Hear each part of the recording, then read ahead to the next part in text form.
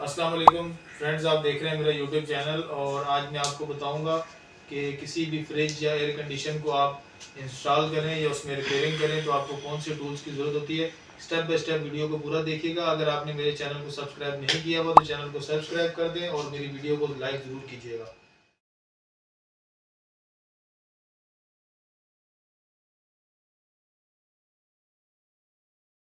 Start करता हूँ तो स्टेप बाय स्टेप आपको बताता हूँ कि कौन कौन से टूल्स हैं जो जिनकी नीड होती है एसी के काम के लिए।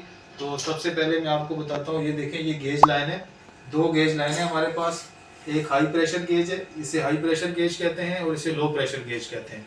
फ्रिज डिफ्रीजर वगैरह के काम के लिए इस गेज की नीड होती है और एयर कंडीशन में गैस चार्ज करने के लिए इसकी ज़रूरत होती है। अब आपके पास सिर्फ गेज होना ज़रूरी नहीं है, गेज की जो लीड है वो भी होना ज़रूरी है, जो कि हम अटैच करते हैं। एक लीड इस जगह पे अटैच होती है और एक इसके मेन पॉइंट पे अटैच होती है। ठीक है फ्रेंड, तो हमारे पास ये तीन कलर की लीड्स हैं, जो कि 410 गैस की लीड भी है, 134 की भी है और R22 की भी है। R22 की लीड जो है वो कॉमन हर एसी में यूज़ होती है। ठीक है, अब उसके बाद आगे चलते हैं। ये पाने हैं, ये बहुत ज़रूरी होते हैं फ्लेयर नट वगैरह खोलने के लिए। जैसे मैं आपको दिखाऊँ, ये वॉल है, इस वॉल का ये नट है, ये खोलने के लिए, ये फ्लेयर खोलने के लिए पाने की नीड होती है। ठीक है, हमारे पास फिक्स पाने भी हैं। ये 1-2 का फिक्स पाना है, ये 3-8 साइज़ का फिक्स पाना है और ये 1-4 साइज़ का फिक्स पाना है। ठीक है, उसके बाद हमें एक प्लास की ज़रूरत होती है एसी के काम के लिए। उसके बाद ये फ्लेयरिंग टूल है जिससे हम फ्लेयर बनाते हैं। ठीक है, फ्लेयरिंग टूल है ये। और ये हमारे पास एक वाटर लेवल है। किसी भी एसी को इंस्टॉल करने के लिए जब उसकी माउंटेन प्लेट लगाते हैं तो बिल्कुल वाटर लेवल को उसको रख के लगाया जाता है ताकि एसी सीधा रहे।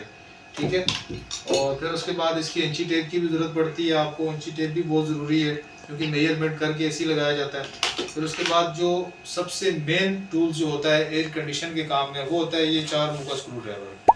तो फ्रेंड्स, ये 4 मुँह का स्क्रू ड्राइवर बहुत ज़रूरी है। ये भी आप अच्छी क्वालिटी का लिया करें ताकि काम करते वक्त आपका हाथ नहीं रुके।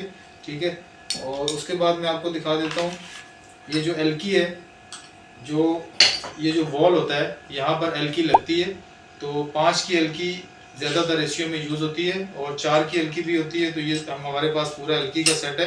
अगर आप 4 टन के यूनिट पर काम करेंगे तो उसके लिए आपको बड़ी एल्की चाहिए होती है। 8 की एल्की लगती है 4 टन के यूनिट में। ठीक है, तो उसके बाद मैं आपको बता दूं, ये हमारे पास एक अदद हैमर है और ये हमारे पास छोटा हैमर है। ये एक अदद छेनी है सुराख करने के लिए। और ये वाइट रोल है जो एयर कंडीशन के पाइप के ऊपर चढ़ाया जाता है। फ्रेंड्स, मेरे रूम में इस वक्त एयर कंडीशन ऑन नहीं है, गर्मी बहुत ज़्यादा हो रही है, मुझे पसीना आ रहा है। तो आगे मैं बताता हूँ आपको, ये नोज प्लास है फ्रेंड्स, ये भी बेसिक टूल है। ये भी होना आपके पास बहुत ज़रूरी है। इसके बगैर भी अगर आप कहीं काम करने जाएंगे तो आप काम नहीं कर सकेंगे। ठीक है, और कटर प्लास भी होना बहुत ज़रूरी है। और ये हमने एक टी रखी हुई है और ये 15, 16 और 17 का साइज़ है इसका। ठीक है, 15, 16 और 17 का नट अगर आपका कहीं भी खोलना होगा, क्योंकि आउटडोर के जो ब्रैकेट होते हैं, वॉल ब्रैकेट, उसमें 15, 16 और 17 का नट लगता है। तो उन नटों के लिए ये हमने टी रखी हुई है, ये भी बहुत ज़रूरी है। ठीक है फ्रेंड, उसके बाद मैं आपको बता दूं, ये टेस्टर भी है। टेस्टर भी बहुत ज़रूरी है इसी के काम में। और अब मैं आपको बता देता हूँ, ये हमारे पास पाइप रखे हुए हैं 3 साइज़ के। सबसे पहले बताता हूँ 1/4 का साइज़। तो ये देखें फ्रेंड्स, ये 1/4 का साइज़ है। इसे हम 1/4 का साइज़ कहते हैं, जो सबसे पतला पाइप होता है, डिस्चार्ज में यूज़ होता है ये। ठीक है, एयर कंडीशन में। और ये उसके बाद 1/2 का साइज़ है।